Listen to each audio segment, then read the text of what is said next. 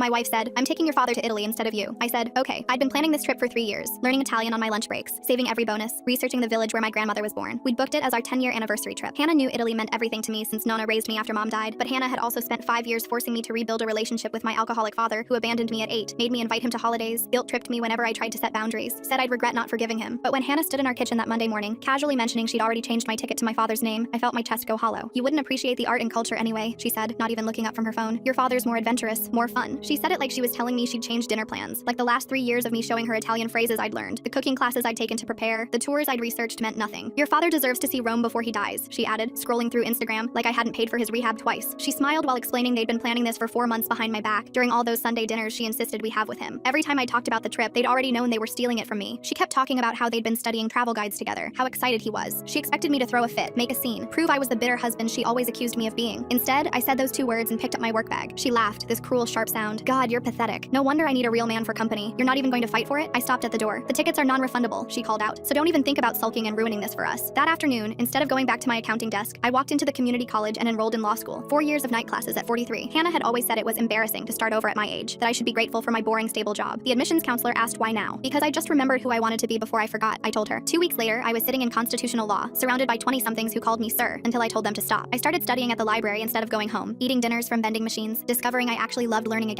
My brain felt alive for the first time in years. Stopped cooking Hannah's elaborate meals, ironing her clothes, managing her family's drama. The house became chaotic without me handling everything. Her mother called me screaming that Hannah had missed her father's birthday dinner. I'd always reminded her, bought the gifts, and drove us there. Hannah was posting constantly from Italy, but the photos told a different story if you looked close. My father was drunk in most of them. Her smile looked forced, and she'd stopped posting after day 4. Her coworker told my brother she'd called her in tears because Dad had made a scene at the Coliseum, getting them kicked out. 2 months after classes, I met Jackie in the library. Retired attorney, 65, coming back for her teaching certification because retirement was boring as hell. She started reviewing my briefs and sharing war stories from her corporate law days. We'd grab terrible cafeteria coffee after class, debate cases until midnight. She didn't think I was too old, too boring, or too anything. Said I had the best legal mind she'd seen in decades. When grades came out, I'd made Dean's List. Jackie took me to dinner to celebrate. "You're going to be magnificent," she said, and for the first time in years, someone believed in me. 3 months into semester 2, studying for finals, my phone started buzzing relentlessly at 1 a.m. Hannah's sister first. "Your dad left Hannah stranded in Rome." Then Hannah, "Your father is a monster." Another, "He stole my credit cards and passport. He's with some Italian woman he met at a bar." And finally, "I'm at the embassy. I need you to wire money now." I maxed out everything trying to get home. 23 messages total, each more hysterical. My father had apparently been scamming her the entire time, using her to fund his European girlfriend meetup, someone he'd been talking to online for years. I showed the messages to Jackie, who was helping me study. She laughed until she wheezed. "The con man and the narcissist. Shakespeare couldn't write it better." I texted back, "I'm studying for finals. Call your travel insurance." Hannah's response was instant. "You pathetic loser. When I get back, you're going to pay for this. I'm taking everything in the divorce." I set the phone down and looked at the acceptance letter on the table. Full scholarship to finish law school at the state university. Jackie had written my recommendation. The divorce papers I'd already filed were in my briefcase. Hannah didn't know I'd already moved half my things.